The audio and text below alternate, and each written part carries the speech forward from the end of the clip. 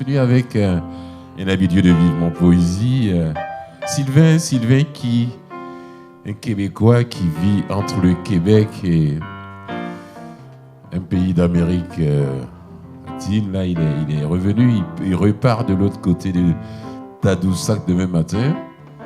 Quand il m'a envoyé le courriel Fulgence, j'arrive à Montréal. Est-ce que tu as encore de la place pour le mois de juillet? J'ai dit, mais tu arrives quand? Bon, l'événement, c'est le 1er juillet. Il dit, bon, écoutez, j'arrive bientôt. Et puis, le voilà avec nous encore, comme d'habitude. Sylvain, ça va? Demain, tu t'envoies à Tadoussac.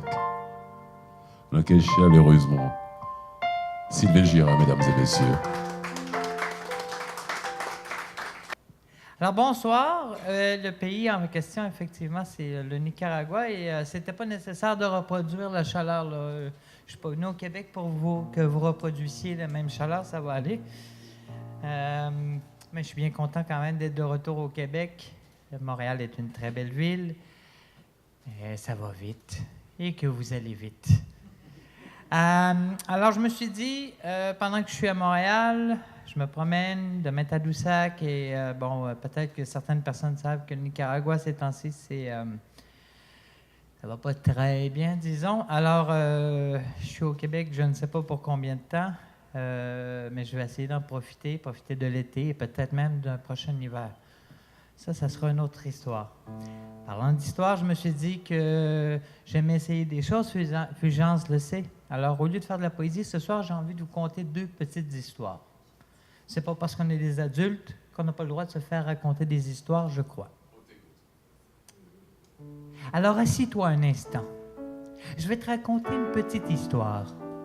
Rien de bien extravagant. Pas de grandes découvertes ou des révélations extraordinaires. Non. Uniquement une histoire toute simple. Simple comme tu en as peut-être déjà vécu toi-même. Alors, après une journée plus que parfaite, un homme sans âge, mais avec beaucoup d'espoir, s'apprêtait à revenir chez lui. Il revenait d'aller reconduire la belle demoiselle aux brillants cheveux noirs, aux doux regards comme la soie. Et ils venaient de vivre ensemble de merveilleuses aventures. Un repas échangé, des rires, du bonheur, de magnifiques choses toutes simples.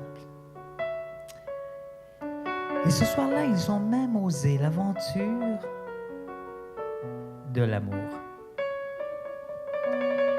S'en revenant chez lui, l'homme venait donc de la débarquer et il venait de comprendre que lui aussi pouvait connaître le bonheur, la sérénité, la paix. Soudain, il doit s'arrêter. Station-service, plus d'essence.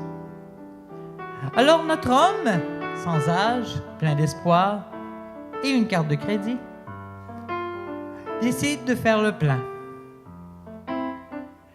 Un jeune homme s'approche, 20 ans, tout au plus. Il l'approche et l'aborde avec un simple « bonsoir ». Notre héros le regarde 1 seconde, 2 secondes, 3 secondes. Il regarde ses vêtements, usés, sales, déchirés. Il le regarde pendant 1 seconde, 2 secondes, 3 secondes. Il a des doutes. Le jeune homme, d'une voix basse, intimidée, mais très polie, lui demande quelques sous ou peut-être un simple sourire. L'homme ne pouvant se permettre de lui donner de l'argent, il le regarde, hésite 1 seconde, 2 secondes, 3 secondes, et soudain, lui fait un sourire. Alors le jeune homme lui rend ce sourire. Et tout doucement, ils se mettent à discuter de choses, de rien, de tout, de banalité, de la vie, quoi.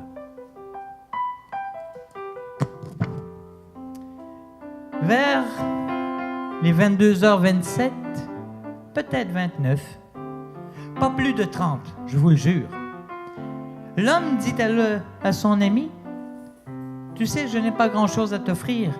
Il me reste peut-être un sandwich à l'intérieur de mon véhicule. » Et le jeune homme de le regarder et lui faire un sourire pendant 1 seconde, 2 secondes, 3 secondes. Le jeune homme donc lui répond, « Vous savez, vous m'avez offert bien plus. Vous m'avez parlé, vous m'avez écouté, vous m'avez fait sentir un homme, et voilà tout ce dont j'avais besoin. » Et je vous avais dit que c'était une petite histoire sans importance, rien du tout, une chose tout à fait banale. Mais qui sait, peut-être la vie de 2 hommes ont-elles changé.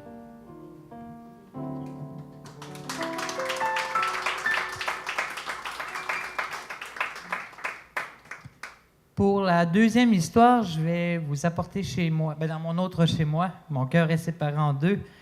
Je n'en aime pas moins le Québec, mais je n'en aime pas moins non plus mon nouveau pays, particulièrement mon île, Ometepe, une île magnifique. Et je voulais vous parler d'une histoire qui se passe sur l'île d'Ometepe. Une île d'eau, de feu, de volcans, de terre. Mais je n'ai pas envie de raconter d'histoire. Parce qu'on a brisé l'histoire. Parce qu'en ce moment, alors même que je vous parle, une mère pleure. Son enfant est décédé. Simple balle perdue, tirée par un policier. Cet enfant avait quand même 15 mois. Je voulais vous parler de plusieurs histoires, peut-être celle de Carlos aussi, qui, à 14 ans, a terminé son histoire. Lui aussi a fait l'erreur de marcher dans une rue alors que les paramilitaires ont décidé de nettoyer. Je voulais vous parler d'un pays magnifique, où poussent les palmiers, où les bananes tombent sur nos têtes, où on marche sur les mangues, où la mer Pacifique, ou la mer Atlantique. Mais en ce moment, il faut que je vous parle plus des océans de sang. Il faut que je vous parle surtout d'une histoire de silence. Parce que lorsqu'on abat un pauvre homme quelque part en France, ou aux États-Unis, ou ici au Canada, bien sûr, c'est scandaleux. Bien sûr, c'est triste. Alors les médias en font toute une histoire, 2 histoires, plein d'histoires. Mais si je vous dis qu'en ce moment, 300 personnes sont mortes en 2 mois d'une balle dans la tête, si je vous dis surtout que dans mon histoire, ce pays-là n'a pas de pétrole, alors pourquoi en ferais-je des histoires? Ce ne sont que Carlos, Maria, Julia, ce ne sont que des étudiants, des enfants, leurs parents, des citoyens désarmés, face à un monde qui ne les regarde pas. Alors, je voulais vous raconter une histoire d'un pays que j'adore, mais je n'ai plus d'histoire à vous conter. Merci.